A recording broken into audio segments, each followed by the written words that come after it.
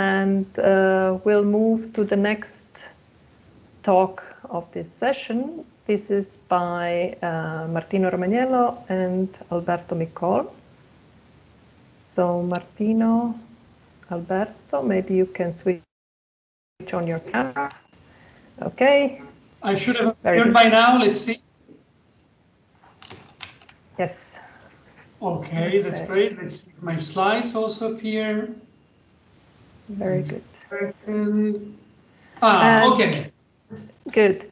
And just to say, please feel free to post your questions also in the chat.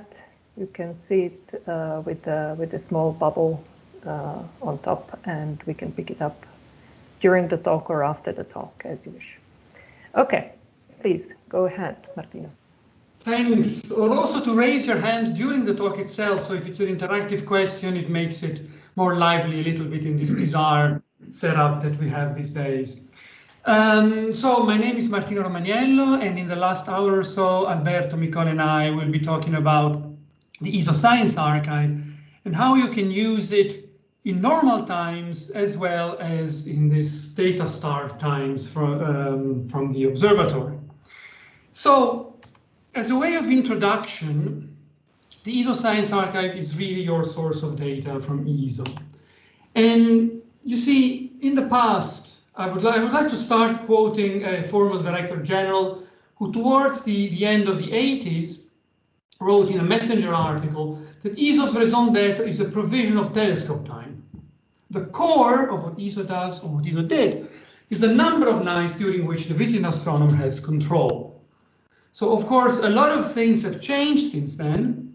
And one of the things is that, in fact, now the telescopes are operated within an end-to-end process, which starts by assigning time to people to go and observe with all the modes that Antoine and Bruno have detailed earlier, but there's more than that.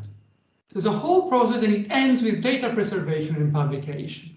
And these 2 days, in fact, are about data handling. So today it's going to be about the ESO Science Archive, as I said, although in the hands-on session later today there will already be things about data processing, and tomorrow will be mostly about data processing, again, then with 2 hands-on sessions. So the ESO Science Archive, which, by the way, as of today, contributes for about 35% of ESO publications. They make use either exclusively or together with proprietary data of the data that is then published in an ESO publication, in a publication using ESO data. The bottom line, probably the only thing that really matters about all of what we're going to say in the next hour or so, is that the ESO Science Archive is the access point to your data. The carry-out message is go to archive.eso.org to access the data and exercise all of the things that Alberto and I will be talking about. The share of work between Alberto and me is that I will use the first part of this talk to go through the interactive web access, where you browse through the ESO data through a web browser, and then Alberto will do the hard part for direct and scripted database access, so it offers more functionalities than a web application ever could. So this is what archive.eso.org looks like. And you can see, before getting to the data, a couple of things that I would like to point your attention to. First, you may see here in this, at the top of the page where the blue ellipse appeared, the ESO data access policy. This regulates, it's an explanation of what regulates how to access the data and how you can use it, and essentially the data is open for everybody after a proprietary period of usually 1 year, which is reserved toward the original team of proposed observation. After that, the data becomes public to everybody because ESO does support open access policy to its data. The second thing I would like to point you to is slightly below. Please, if you use ESO data in any type of shape or form, please acknowledge its use in the publication. This is very important for us to be able to track the use of the data and understand what the use is made and how we can improve on the services we provide. Right after that, there's a direct access to the different types of data, and we will go through that in the next few slides. So the first type of data, of course, okay, and these are the things we're going to go through: raw data, process data, source catalogs, and then at the end, the community forum, and then Alberto will take over. So, raw data, the basic form of data. And again, tomorrow you will hear more about how to handle the ESO data, how to reduce them to your science needs. So, if you click on that spot there on the archive homepage, you're brought to a query form for ESO data, which is fairly standard and fairly simple as well. You have all the instruments listed there, and you click on the ones you're interested in. Then you can choose if you want science, which is most likely what you want to do, science type of data or calibration. You fill in basic constraints like a time interval you're interested in or a program ID, basic things like that, and you select the data you're interested in and download them. The only thing really I would like to mention about raw data is that the archive offers a service to associate calibrations to your science data, because of course there's hardly anything that can be done to science data without calibrating them. So this is a very important step. If you select this option when you present it in the chain of the web pages that are presented to you, you can choose to select only the data that you've selected, or also automatically associated calibrations, raw or processed. And the two types will be elaborated upon in the tutorials later today and tomorrow, and the talks tomorrow. Then the archive does its job, does its thinking, and when it is successful in fully associating the calibrations, you get a green tick mark. If not, if there are issues, they're highlighted with different colors. This, for example, yellow means that the association is incomplete, and it tries to explain what happened for this to be the case. The important thing is that what looks like a single file then contains the whole cascade. This is the bottom right of the screen, that then you can feed to your data reduction machinery after that. And that should then provide you with reduced data customized to your needs.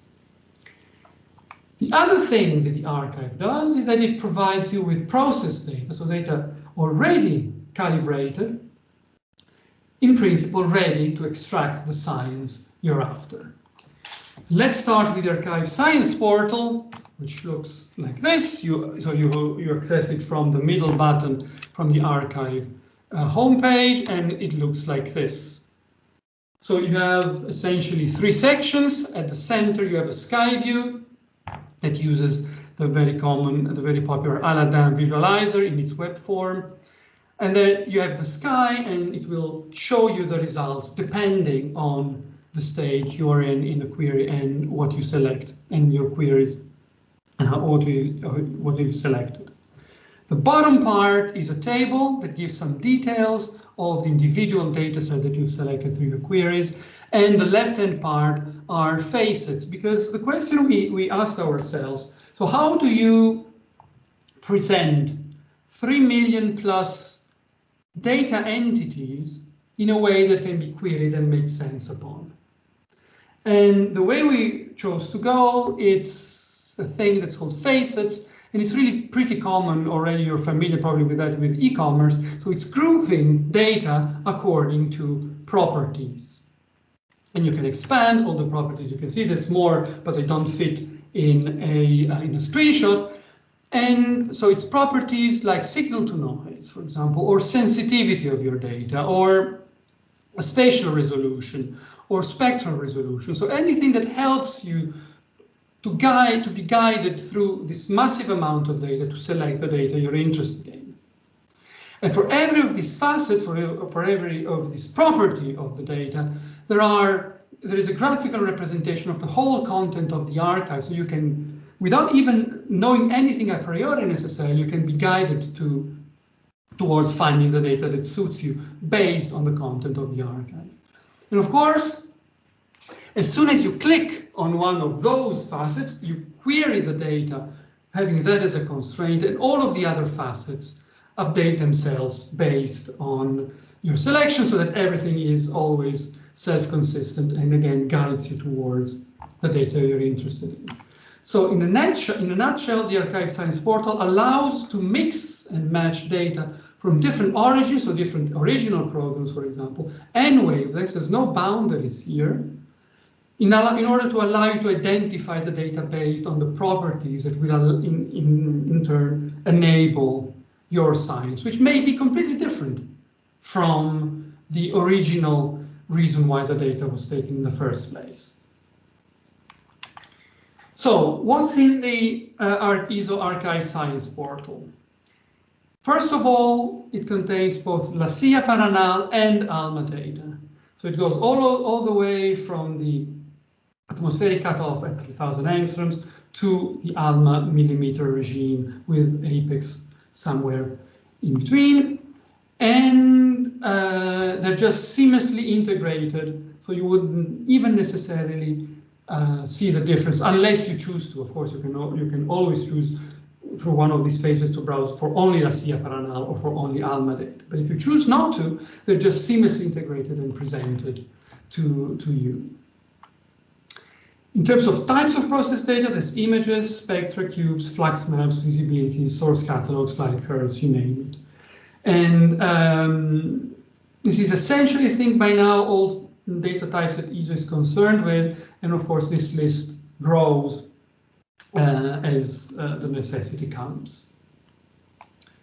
So in the next couple of slides, I would like to give you just some feeling for the type of data that's there. It's by no means exhaustive, so again, please just go to the web address and see for yourself what's there.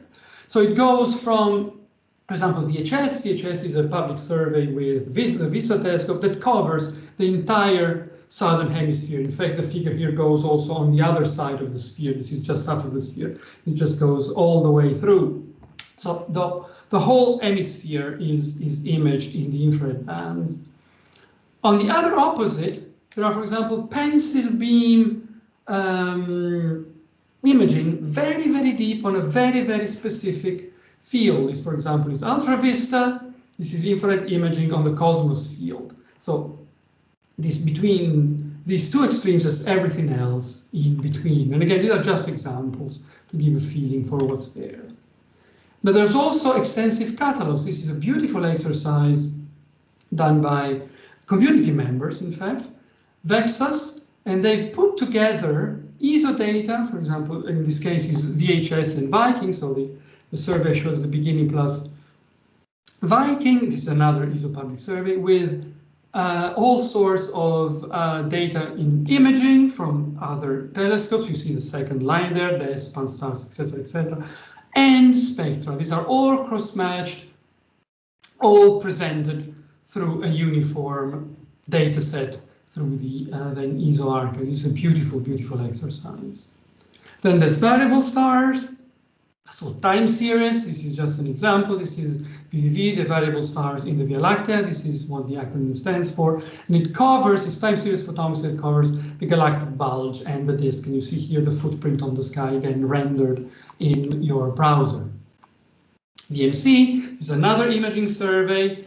I hope you can see the transparency sort of at the two edges. There's the two Magellanic clouds, and then the bridge and all of the system will be imaged and presented for your use.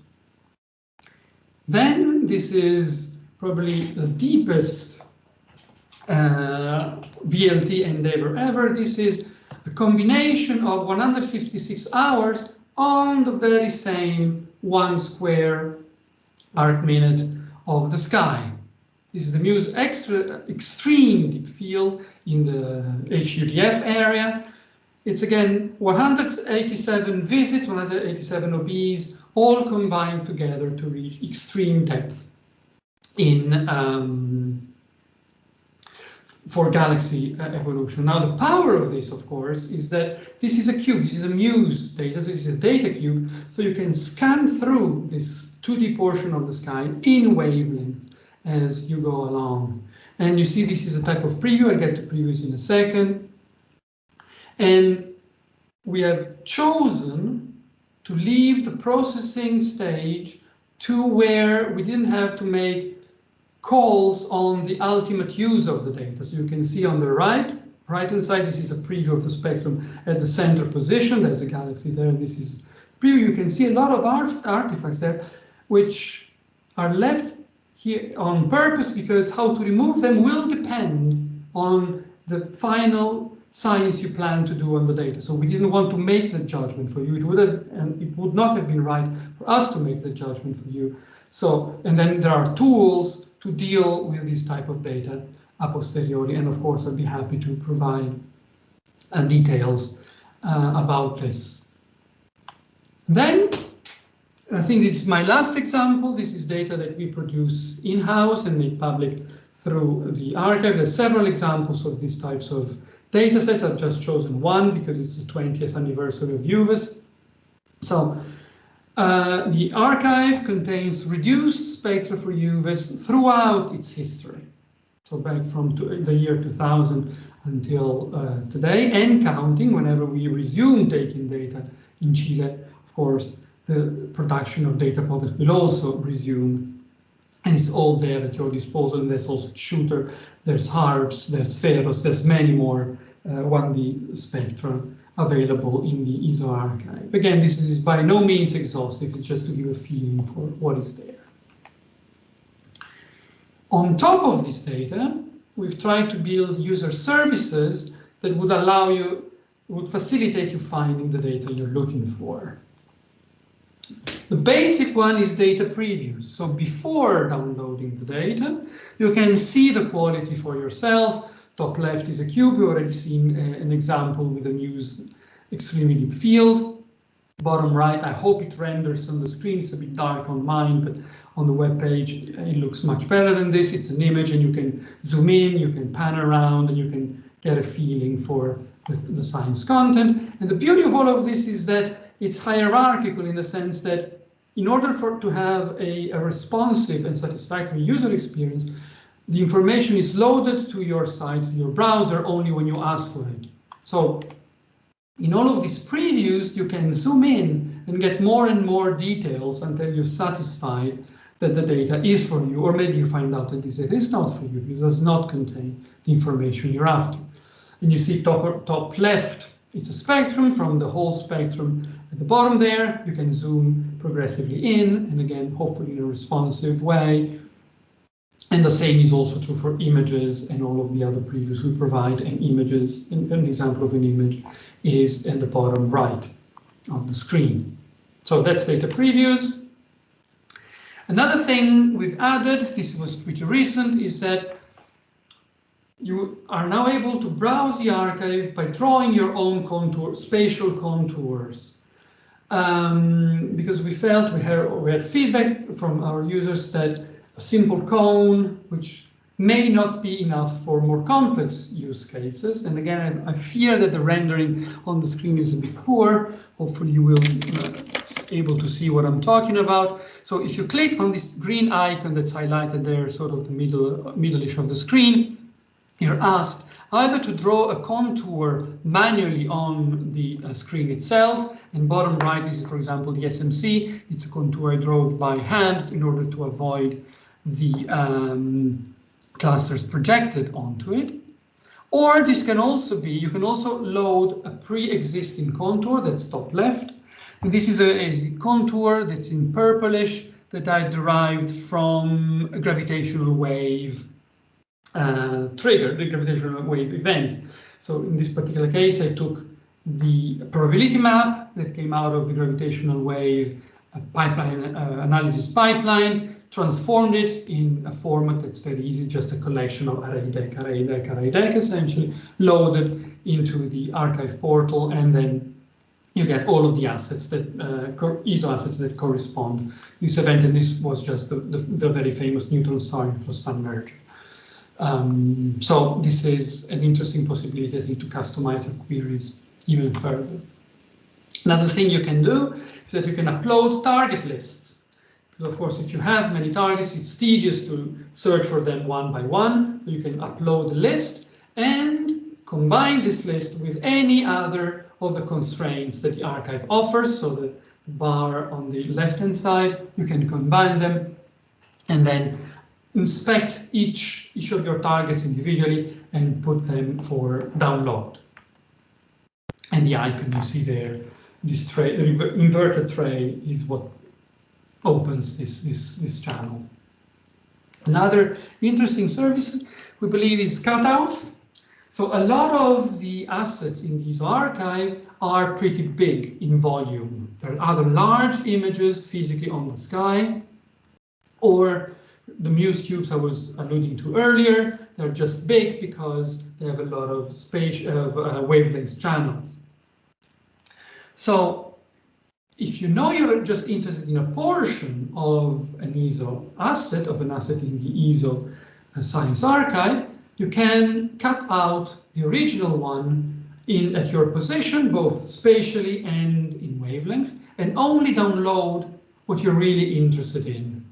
And this is not only handy in terms of data volume, because it will greatly reduce the data volume of your download and focus it to what you're interested in, but probably even more than that, it allows you to focus directly on the object you're interested in. So, and this scissor icon allows you to do that, and there's a detailed explanation how to do that that comes out when you click the scissor, and it's all there. Eventually, you're fine with the data you've selected. You mark them for download. You're brought to this page where you download the data.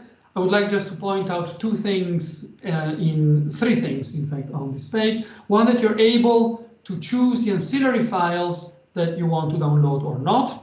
These are files that are not the main science result, the main science file, but allows you to make files that allow you to make sense of the data and help you in your analysis. But you don't have to download them if you don't want to. Here you can customize what is it that you download. Then the other thing is that here is where you decide at the end, ultimately, if you want to download the full size data or the cutouts, to follow up on the previous point on cutouts.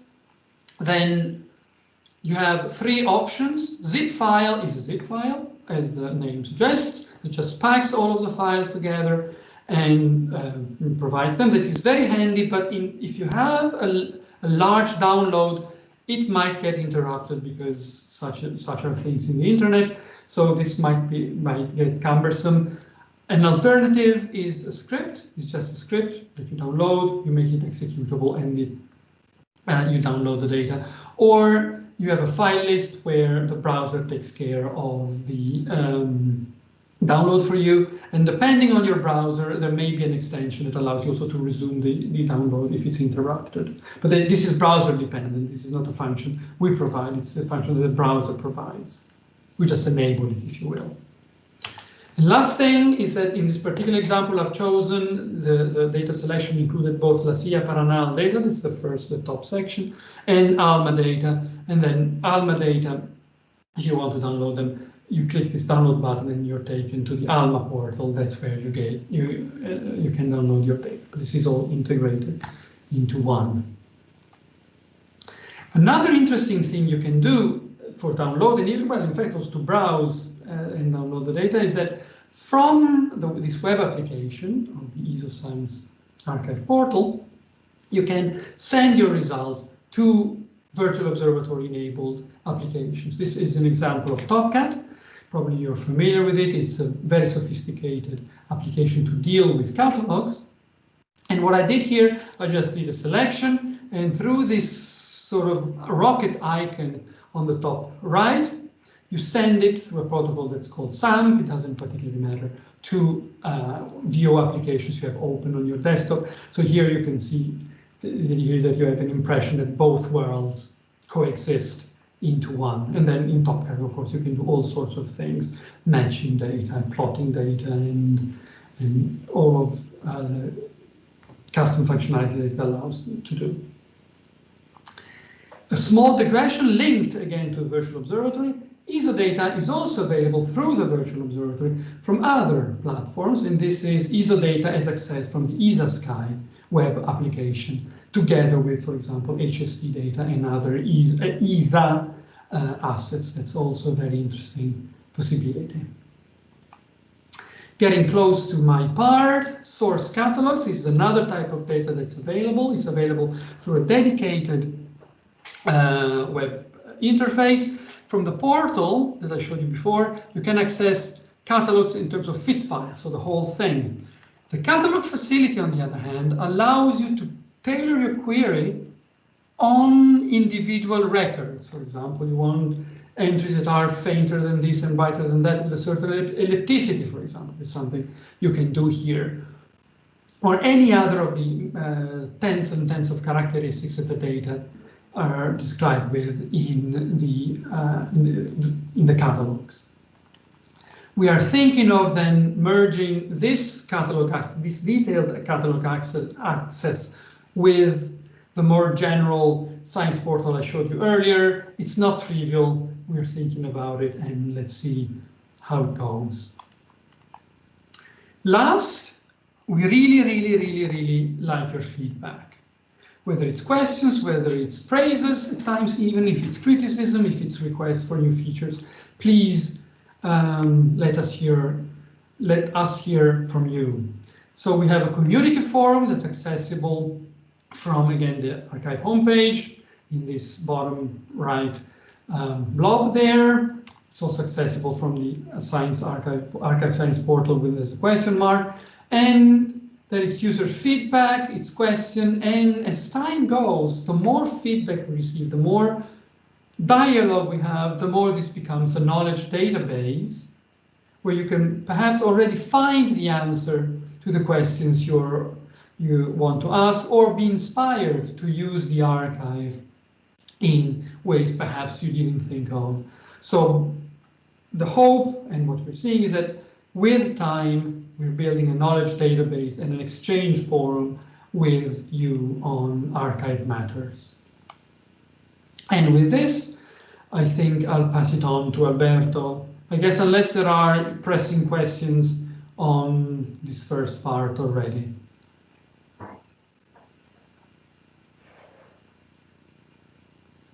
Okay, guess it doesn't seem to be the case. So Alberto, stop presenting and you take over. Is that okay?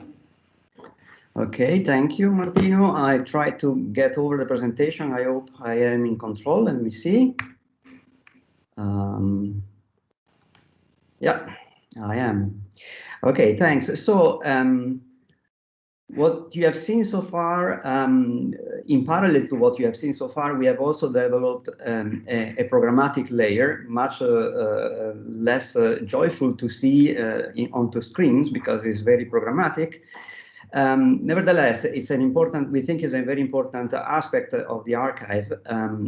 The ideas, the motivations were basically these things shown here. That is, we wanted to have programmatic access such that people can build a query for the data that they are interested to and download the data using scripts programmed by them and run by them. So, for example, allowing a repetitive sequence of queries. If you want to come back to the archive with the same query again and again, you can use a script. But also, and maybe more importantly, it will allow users to go beyond what a user interface allows to do, because usually a user interface has a fixed query model. So we want to really allow users to put together the queries that they really want to have in place. So this means much more complex queries that the user interface can do. And I will show you examples of that later. Tool access is another important aspect. We wanted the users, to be able to access the ESO archive using standard or standalone community built tools. And doing that, we are basically, ESO is benefiting of the expertise and resources available in the community, because we don't have the mandate to build generic or powerful tools for certain aspects, but the community can. So that's why we want to offer tool access. And what happens is that together, the programmatic access and the tool access, they are easily built by us and via the VO standards and protocols. We wanted to be, from the beginning, we wanted to be compliant to these protocols and standards, because then it means that any new future or past VO aware tool will immediately have access to the ESO archive without having to know anything specific about the ESO archive. Using standards, it's of course useful. What is being also very important for us is that we could benefit of the mature, from the level of maturity of the VO at this point in time. We could actually reuse existing VO software libraries in our effort here, so making things making the development much faster. How do I? Okay, so what I want to show you here today is these three things. So programmatic access to the tabular data and metadata. So I'll show you how you can put together a query using a VO standard, which is called ADQL, the Astronomical Data Query Language, which is basically, if you already know SQL, this is very similar. ADQL adds spatial capabilities to SQL. You will see how you can execute a query using the table access protocol, the top standard of the VO. This channel is useful to search for raw or processed data, but also ambient data. We offer ambient data, so atmospheric conditions data. And these three things are offered through one server, which is called the TAP-OBS for observational data.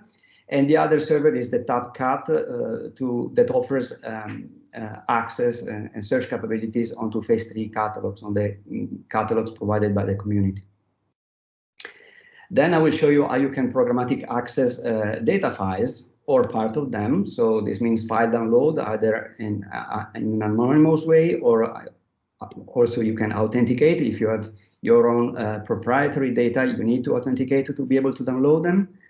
I will show you what Datalink, another VO standard, does, which Datalink is basically a protocol that allows you to quickly find out files that are related to the files you want to download, for example.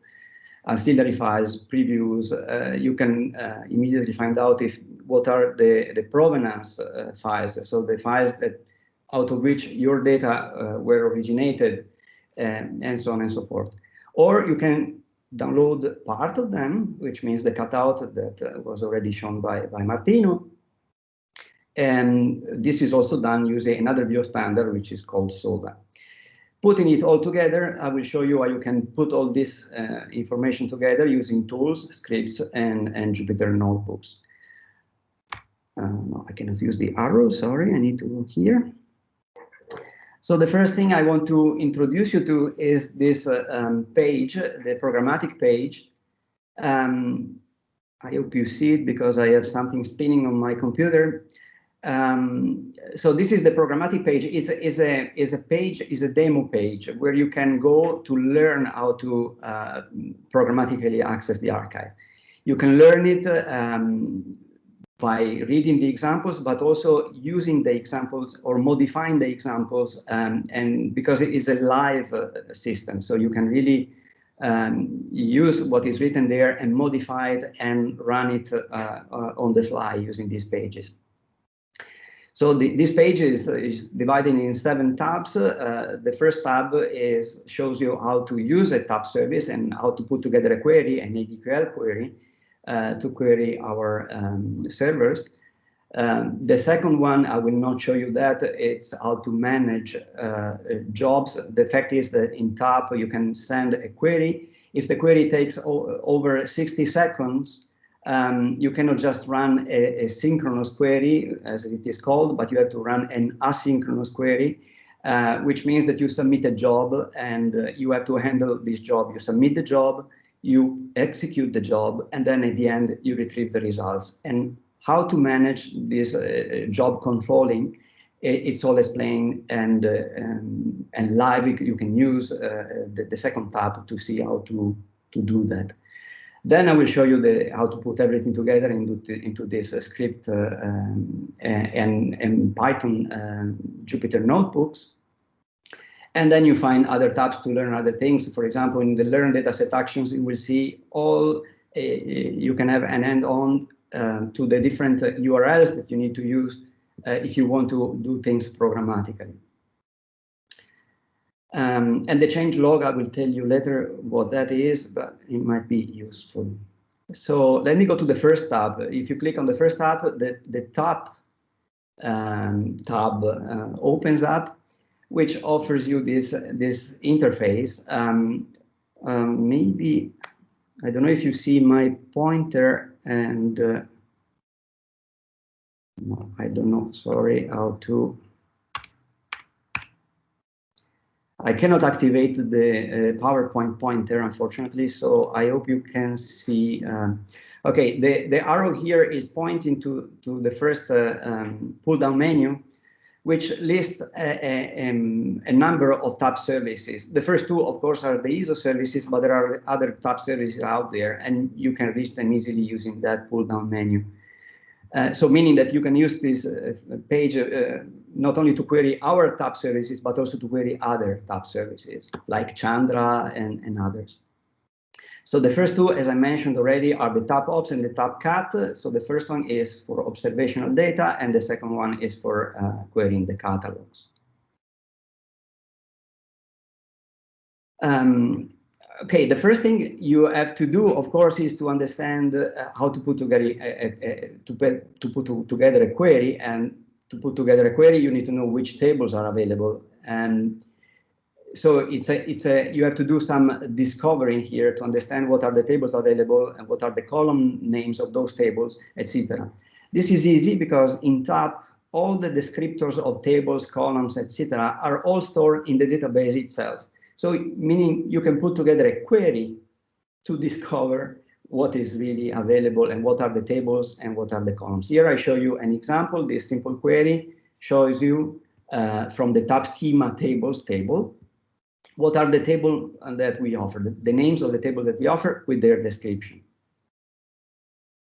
You place this query here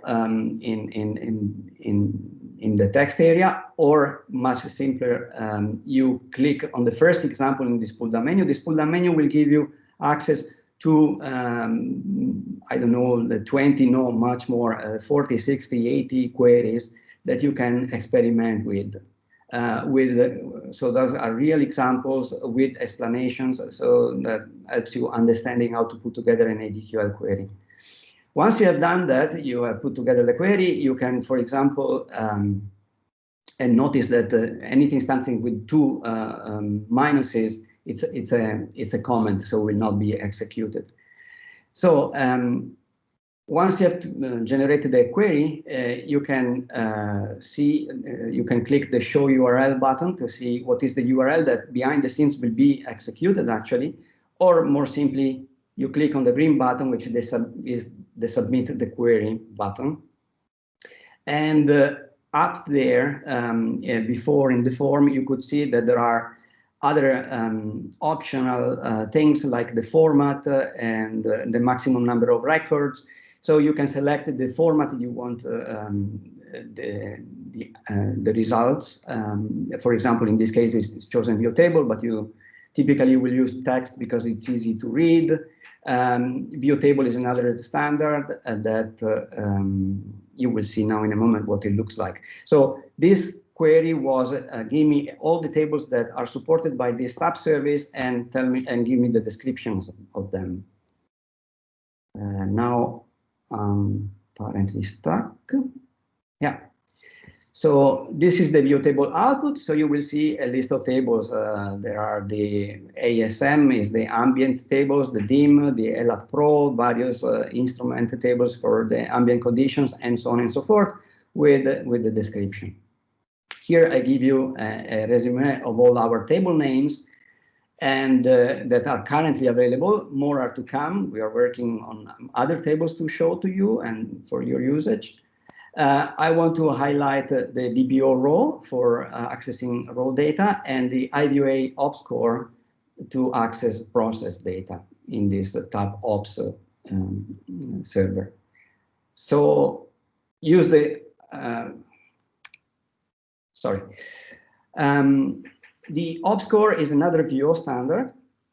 It's a standard that defines observations and products, and that it's very nice because it defines all the column names, formats, and units all must be written in one and the same way. So it doesn't matter if OBSCORE that you are using is an OBSCORE at ESO or at CADC or in Baltimore or in Spain, wherever it is. If you use OBSCORE, you're sure that the columns are the same. The standard columns are the same. You can add more columns, but that's a data provider choice. The standard columns will always work, always with the same names, formats, and units. So for example, the query shown here shows how you can put together a cone search around a certain position, eta Carine, and with a certain resolving power, greater than 27,000, and you can take this query, send it to our server or other servers, and it should work. But remember that OBSCORE is only allowing you to query our processed data. The raw data, unfortunately, are not part of OBSCORE, not yet at least. So how do you discover what are the columns of this OBSCORE such that you can put together the proper query? Again, as I said, you can query the tab schema. There is the columns table of the tab schema. And with this simple query, you will find out the column name, data type, unit, etc. of the OBSCORE table, which you find here. The units are very important, of course, because when you put together a query, you have to put a constraint maybe, and you want to know what the units are for writing this constraint. So now I jump directly to a complex query. Here I want to show you an example where, for example, for color studies, suppose that you want to build a color diagram, and you're interested in HAWKI images at high latitude, galactic latitude, in H and J, and you want to see, and you want to find only the images that overlap in H and J. So now this is a complex query, and now I will show you different sections of it. So just if you focus on this part, you see that this query is basically selecting for the collection HAWKI and for the data product of a subtype tile. So you want an image, a tile image, you don't want a pop print. You want to see, you want to retrieve these images only if they are high galactic latitude. If they are public, so the OBS release date is when is that the data become public, and it must be lower than now. Now is this get date function will return now. And the spectral range must contain, so EM min is electromagnetic min and max. They must contain the 1.26 microns of the J band. And I call this table J. In the next part is to do the same, but to limit to the H images. And so basically I have one table of J's, one table of H, and now I need to join these two tables. And the join is done here with a very powerful spatial query called intersect. The intersects S region. S region is the footprint of your of the image. So the J S region is the footprint of the J image. H S region is the footprint of the H image, and they must intersect. So you write intersects equal 1. But maybe that's not enough because maybe they only overlap in a small little pixel, but you want to be sure that they overlap substantially. So for that, we added a user-defined function, so-called an ESO function. All ESO functions start with ESO underscore, so they are not part of the standard, but they are additional functions added by us. The ESO intersection tells you the area of the intersection. And so you want that the intersection area between J and H is at least 80% of the area of the J. So, and out of that, in the first part of the query, you will see the select. What I'm selecting there is statistics. I want to know how many are the H, how many are the J images that satisfy this match. And I also want to know the sky resolution of them, the minimum and maximum, to understand where what is that I'm going to get back. And this is the result. You get, there are 337 H images, 331 J images, and you see what is the sky resolution between 0.32 and 4 for H, and similarly for J. One might ask the question, yeah, nice, but how do I get to know that I need to query for data product subtype equal type? That's, again, matter of discovering what the database contains, and for that you do queries to discover what the database contains. And the query here below shows you that you can query to give me all kinds of data product types and subtypes that exist for this collection, HAWKI, and group them together. And here you see that the result is that for subtype, you want to query for tile if you are not interested in the paw prints, and if you're not interested in source tables. So now I take the same query, I just modify a little bit, I'm happy with the result of it, the statistics were good, so now I know that I want to retrieve this data.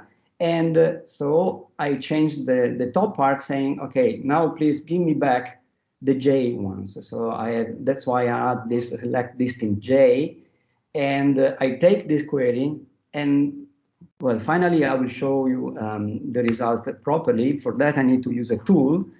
A tool is called Aladin by CBS in Strasbourg. So I open Aladin. You need to know how to reach the panel that will allow you to submit a query to us. First of all, you have to find our service, which is called TapOps, as said. For that reason, you first type TapOps in the select part. That filters the data discovery panel and shows you the result. You click on the TapOps only once, please, and then click OK on the pop-up window, and that opens up finally this interface on the left. You see this panel on the left where you can paste the query that you have copied before, and you click Submit and wait.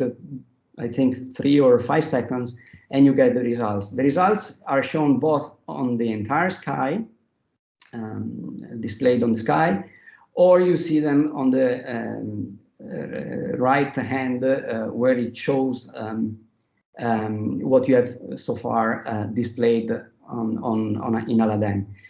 Here there are 2 things, HAWKI J, but before I already had submitted the HAWKI H, so you can see both. Zooming in a little bit, I zoom on a particular entry. You can select that entry, and by doing that, you are shown the query results. So the query results. So all the metadata related to the images for the selected image or images. In this case, the green square is containing 1 cross. This cross corresponds to actually 4 images. 2 are marked red because 2 are from the J sample, and 2 are marked blue because they are from the H sample. So here you can examine the metadata, the Abby McLean, and all the other available parameters, which are the same parameters that Martino has shown in the science portal. So you can see the AB Maglim, which is the sensitivity. You can see the signal to noise ratio for spectra. You can see the sky resolution by scrolling with the bar and so on. Then what you can do, you have seen in the previous slide here that there is actually a button for each of the 4 entries. By clicking on the first one, for example, you see that something is happening. Behind the scene, Aladin has understood that the response received, this OPSCore response, contains a special field that is actually a data link, so-called data link field. Given that he understood that it's a data link, it's actually running this data link query automatically for you, and is presenting here in this pull-down menu the result of data link. So data link, as I said before, finds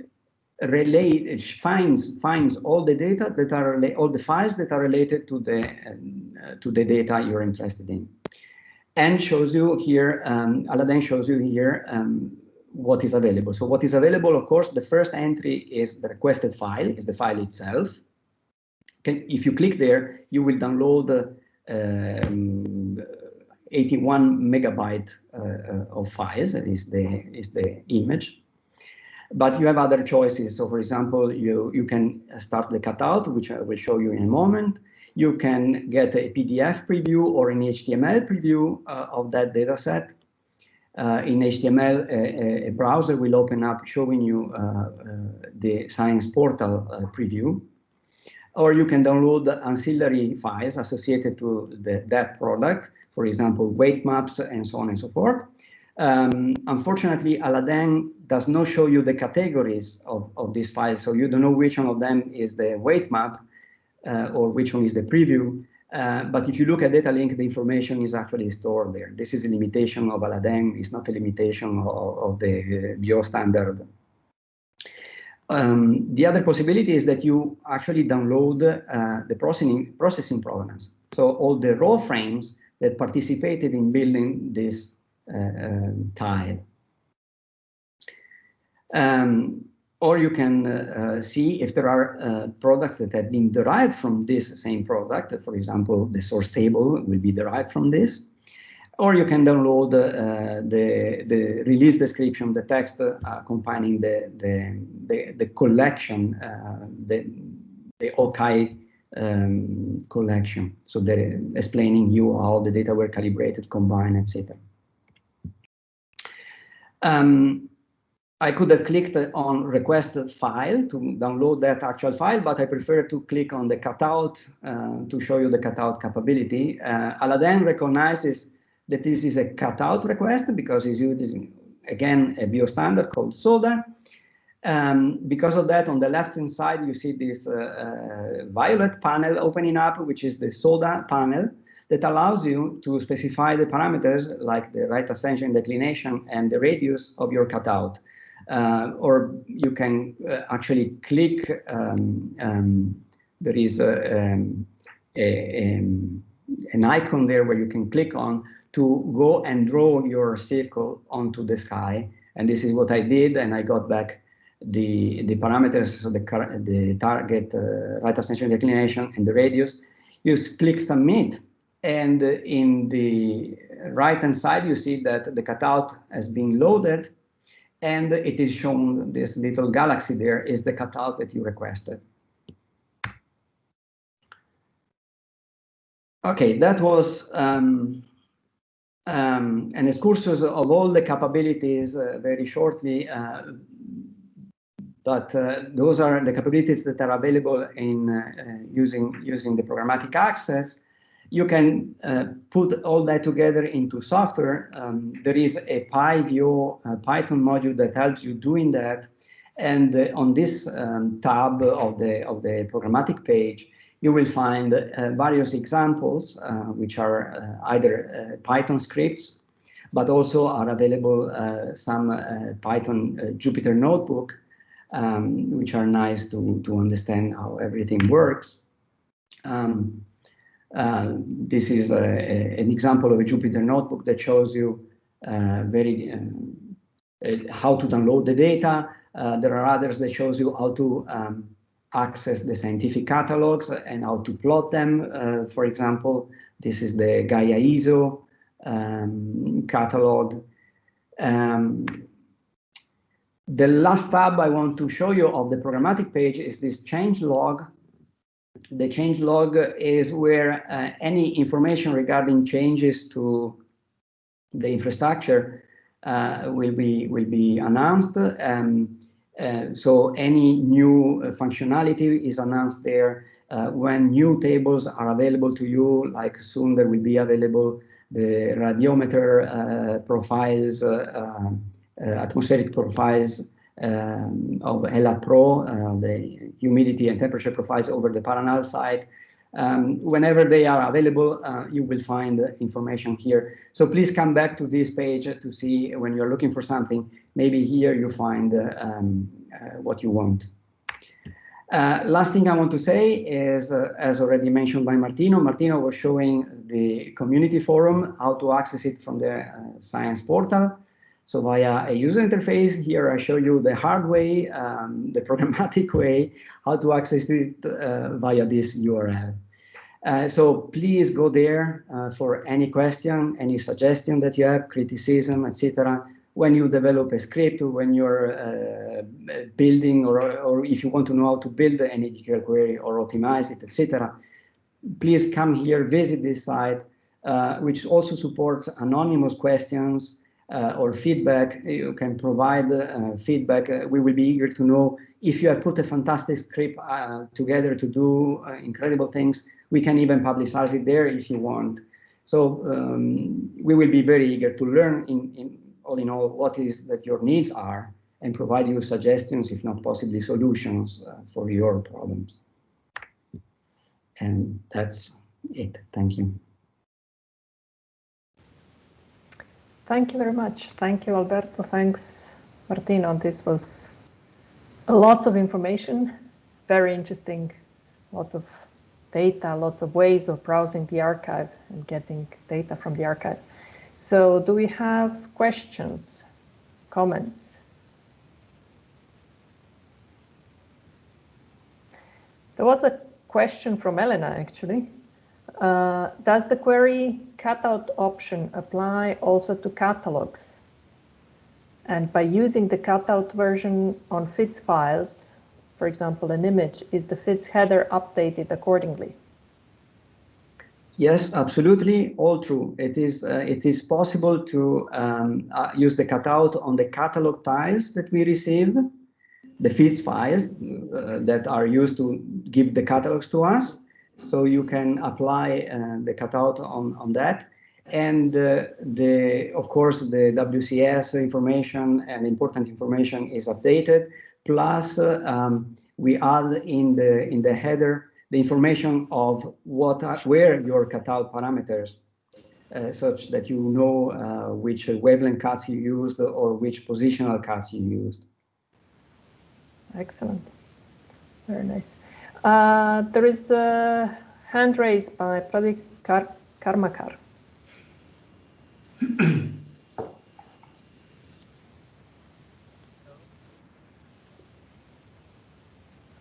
We don't hear you very well. Can you please speak a little bit closer to the microphone?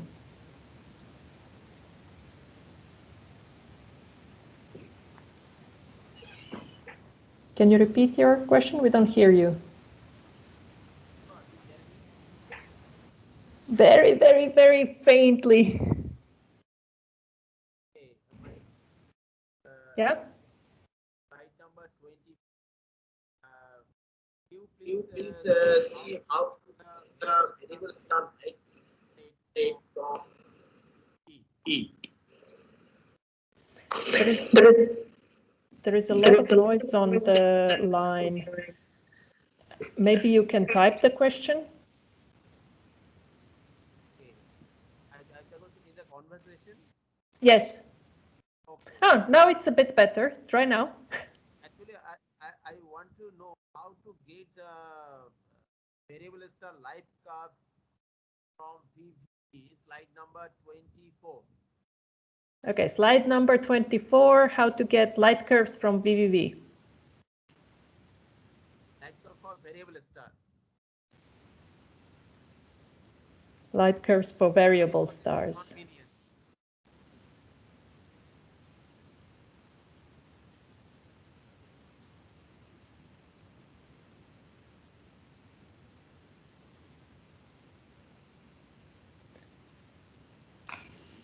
So this interface here are the images. If you want to get the light curves themselves, you need to go to the catalog interface. From this one, you get the images again, and if your scope is to derive the light curves, this is the right place. If you want the light curves already, you need to go to the catalogs. Can you get from Lyra and Cepheids light curve from there? Can you get the light curves from Lyra and Cepheids? I don't remember off the top of my head. You need to see how they're cataloged in this particular catalog. We can look into it and get back to you offline. Is that okay? Okay, thank Yeah, I wanted to add, there is a channel for the archive-related questions on Teams. And please feel free also after this talk. I mean, if you just think about you have some questions, but you forgot to ask it, or later you encounter something that you would like to know more about, feel free, please, to post questions there. And Martino, Alberto, and the team will get in touch with you. So we have another question from Naslim. Hi. Hi. Hi. Hi. Hi. My question is related to MUSE data cubes in archive. Can we directly use them for the data analysis, or do we need to do any further processing of, that we download directly from archive? Do we need to do any other process? A thing that would be advisable to do for the MUSE collection is to redo your sky subtraction. Sky, okay. Because that depends a lot on where you think the sky is. So it's very, very hard to do it in a sensible way without knowing exactly what you're looking for. So I think that I would advise to go back, and there is a reflex workflow to do that, so to do the post-processing. And I would advise to do that, yes. Okay, thank you.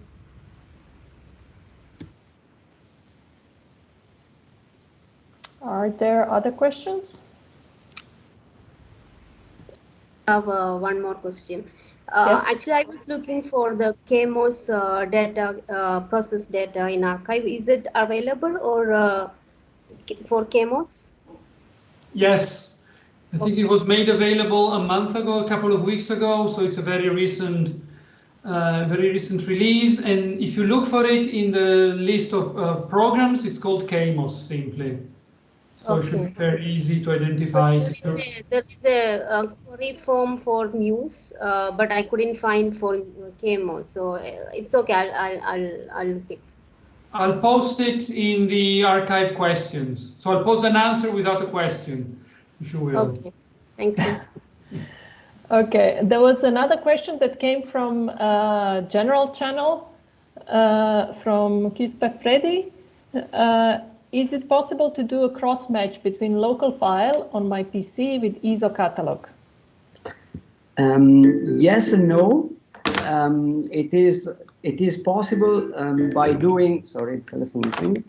It's possible by iterating onto your catalog. So basically, currently, that's the only way. You have to you loop onto your catalogs, onto your local table, and you issue a query for each of them to our side. So that's the way currently. But we are developing something better, which is called tap upload, which means that you can use tap to upload your local table to us and query using your table our tables. So then you can put together, you will be able, when available, to put together a join between your uploaded table and one of our tables or multiple of our tables. So that would be the better way. But we are developing it. I don't know yet exactly when this will become available, but it will become available. So look in the log page where you can see. Follow the change log and you will see that happening. Yes, thank you, Marina. Okay. Naslim, did you have another question? No, no, sorry. No. Okay, no worries. Okay, okay.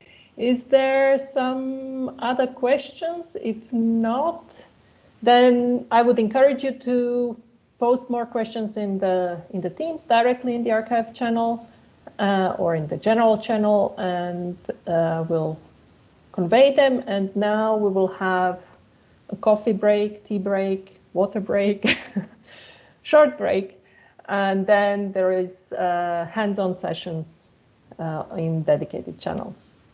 Thanks a lot to all our speakers today, to Bruno, Antoine, Martino, and Alberto. Thanks for bringing the ESO facilities and archive overviews, and see you tomorrow.